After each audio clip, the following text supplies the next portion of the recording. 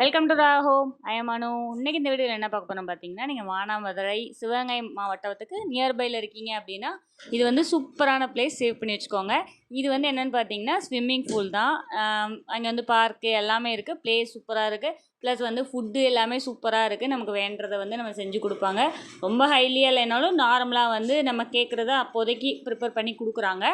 Next வந்து பார்த்திங்கன்னா ice cream இந்த மாதிரி எல்லாமே இருக்குது. சூப்பராக இருந்துச்சு. பிளேஸ் வந்து ரொம்ப காமாக இருந்துச்சு.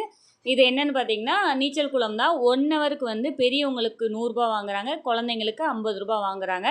ப்ளஸ் வந்து ட்ரெஸ் மாற்றுறதுக்கு ரூம் இருக்குது. ப்ளஸ் அங்கேயே உள்ளே குளிக்கிறதுக்கும் ரூம் இருக்குது.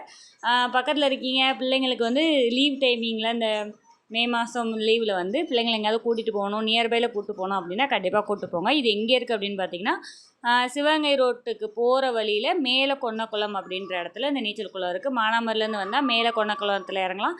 சிவகங்கையிலேருந்து வந்தாலும் பஸ்லேயும் வரலாம், நீங்கள் ஆட்டோவில் வரனாலும் வரலாம்.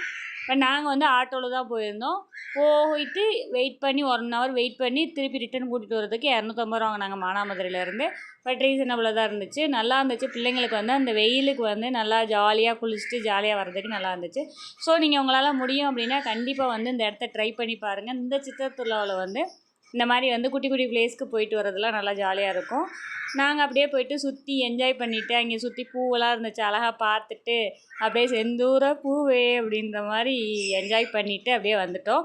தம்பி வந்து கடல் ஏரியாக்கெல்லாம் போக மாட்டான், விளையாண்டா ஜாலியாக உள்ளே இறங்கணும் அப்படின்ற அளவுக்கு சொன்னால்.